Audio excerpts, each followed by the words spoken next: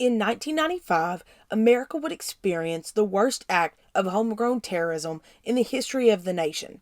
Over 160 lives were lost on this horrific day, and although it's been nearly 30 years, we still grieve the devastation. The Oklahoma City bombing has forever left an impact on the United States.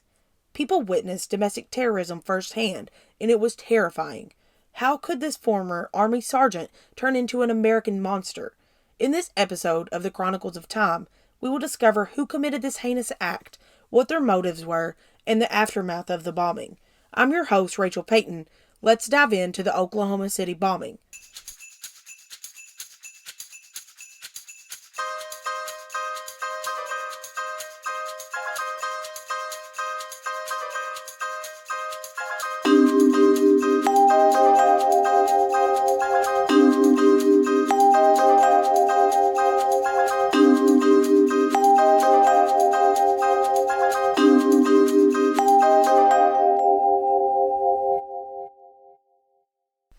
Time stood still for one moment in Oklahoma City on the day of April 19, 1995. After that minute, the city would never be the same. A 2-ton bomb had just exploded at the Alfred P. Murrah building, taking a third of the building and 168 lives. Downtown looked like a war zone. The blast was heard from over 50 miles away, and over 3,000 nearby buildings were either damaged or destroyed. People were left utterly shocked, wondering why this was done and by who. Many Americans believe this was the work of a Middle Easterner due to how the media portrayed it. The case was quickly solved, but it still became one of the most intense investigations in FBI history. Over 2,000 agents conducted over 43,000 leads, 28,000 interviews, and acquired 3.5 tons of evidence. A man was charged 3 days after the bombing for committing the worst act of terrorism on American soil to that date, and he was an American Army veteran. Timothy James McVeigh was born in 1968. Growing up, he was unpopular and bullied quite a bit. Never having a girlfriend, McVeigh spent his free time learning about survivalism and shooting guns. He would stockpile in preparation for any doomsday that may occur, and he enlisted in the Army in 1988 to serve in the Persian Gulf War.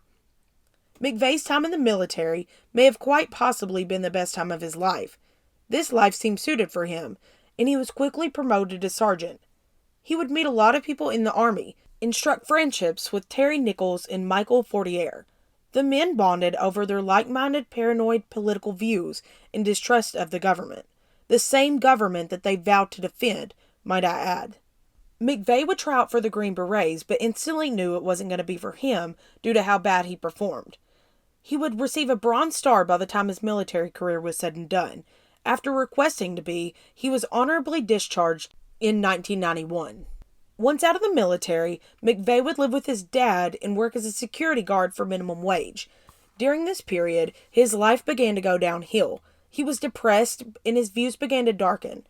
He would fall down a rabbit hole of conspiracy theories and deepened his mistrust of the government. McVeigh would write to the Lockport Union-Sun a letter that said, "America is in decline. Do we have to shed blood to reform the current system?" As we can see from the letter, his headspace was already in a violent place.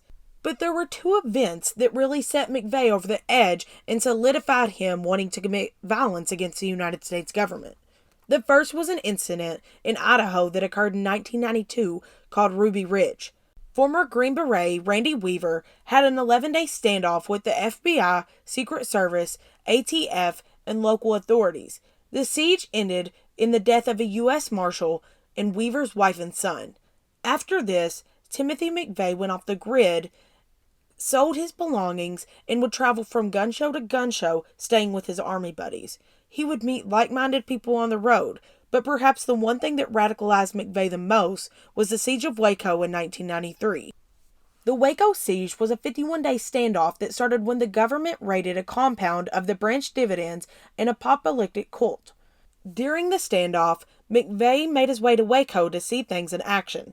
He handed out pro-gun literature and bumper stickers that read things such as "Fear the government that fears your guns," and "When guns are outlawed, I will become an outlaw." McVeigh wasn't even interviewed by a reporter on television. He was at his friend Terry Nichols' house on the day of April 19th when the government launched their attack on the compound. The place went up in flames, with 74 people dead, including 25 children. McVeigh knew after seeing those flames that he must retaliate against the government. By the fall of 1993, McVeigh was frequenting Elohim City, a 400-acre compound on the Oklahoma-Arizona border. The compound was founded by white supremacists, so McVeigh felt right at home. The FBI believes he also committed multiple bank robberies with people from the compound during this time, and people also believe that people from the compound knew about his future bombing. We could see McVeigh begin to get more paranoid day by day, writing his boyhood friend, Steve Hodge, a letter that read, "I have sworn to uphold and defend the Constitution against all enemies, foreign and domestic, and I will. I've come to peace with myself, my God, and my cause. Blood will flow in the streets, Steve. Good versus evil. Freemen versus socialist wannabe slaves. Pray it is not your blood, my friend." McVeigh had decided there was no going back for him. In September 1994, he began plotting to blow up the Alfred P. Murrah Federal Building in Oklahoma City, Oklahoma. And his friend Terry Nichols would help. His Army pal Michael Fortier would also know about the bombing. McVeigh would rent a storage unit that he would keep the materials for his bomb at. And Terry Nichols would buy an entire ton of ammonium nitrate a week later, which would be used as a key ingredient in the bomb. Shortly after, another ton was bought. McVeigh would go on to buy $3,000 worth of nitromethane, a fuel used for racing. And Michael Fortier would watch McVeigh test chemicals, knowing his intentions, yet failed to report anything to the authorities. Days before the bombing, McVeigh visited a strip club in Tulsa and told a stripper, "On April 19th, you'll remember me for the rest of your life." On April 16th, Timothy McVeigh and Terry Nichols made the drive to Oklahoma City.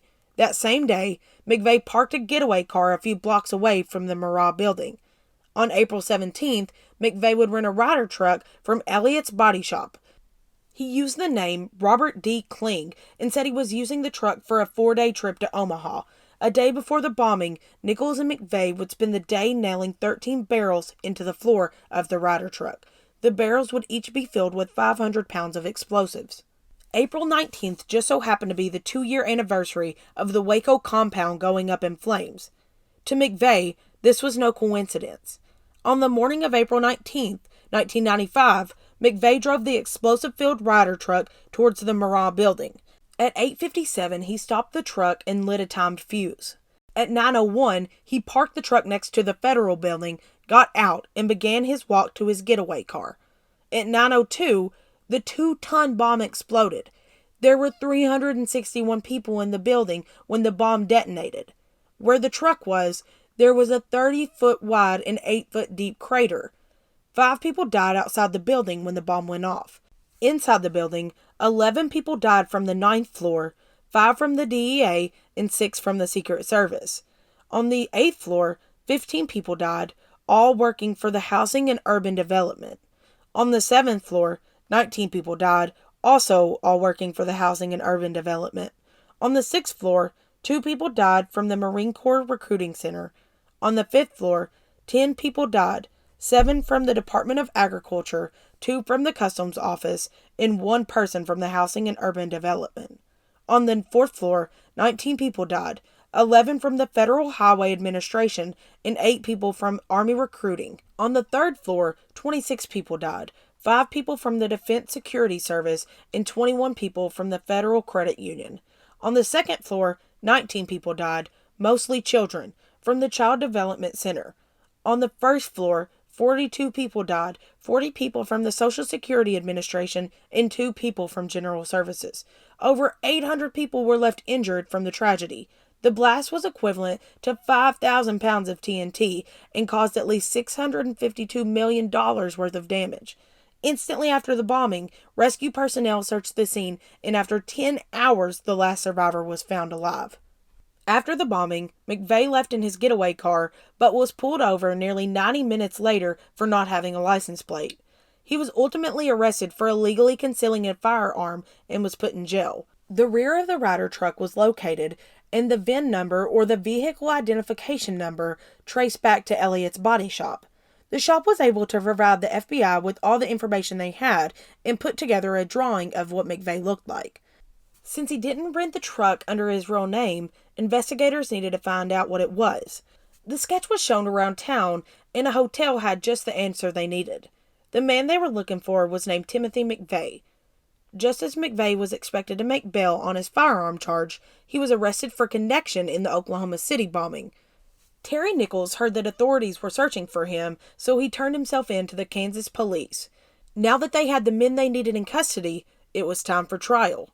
Both McVeigh and Nichols were indicted on August 10, 1995, on conspiracy to use a weapon of mass destruction, use of such weapon, destruction by explosive, and 8 counts of first-degree murder.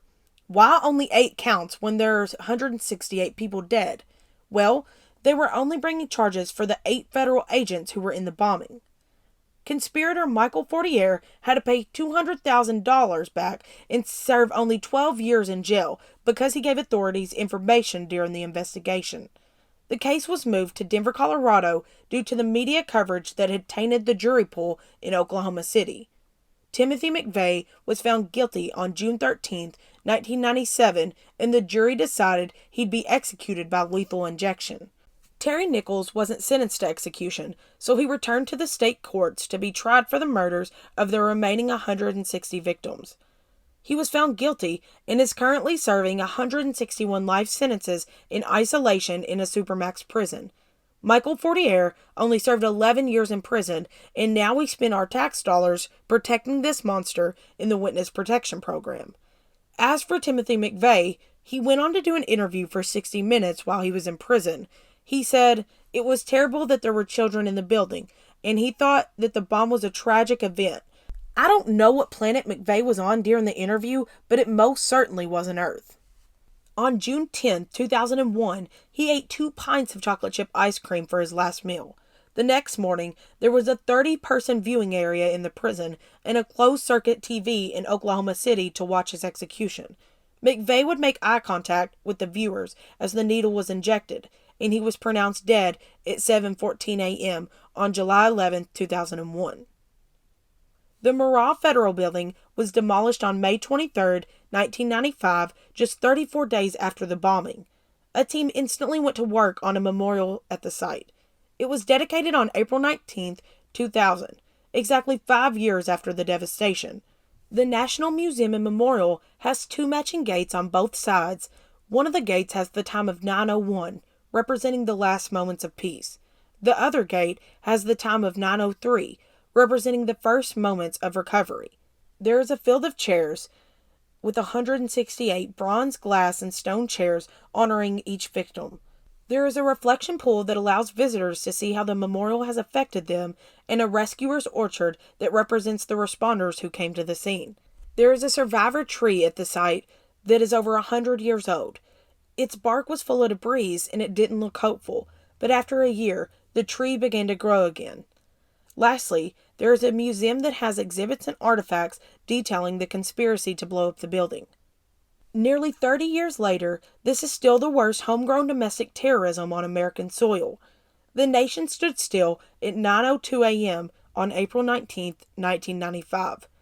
But through our resilience and strength as a nation, we have overcome this tragedy. May we never have to endure anything like this again. Thank you for listening to this episode over the Oklahoma City bombing. If you like this episode, leave me a rating and review. If you have any episode suggestions or just want to talk history, email me at thechroniclesoftimepodcast@gmail.com. New episodes come out every Wednesday, and thank you all for listening. Tell your pals and your other pals too as well. I'm your host, Rachel Payton, and you just listened to the Chronicles of Time.